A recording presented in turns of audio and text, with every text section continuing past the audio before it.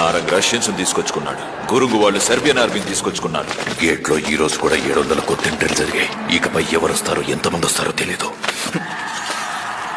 నువ్వు చెప్పు,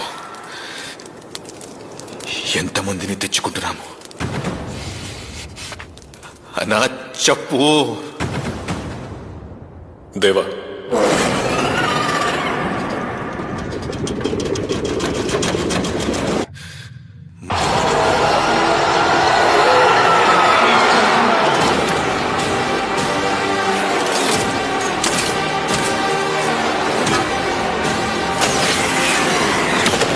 పెద్ద పెద్ద గోడలు కట్టేదే భయపడి.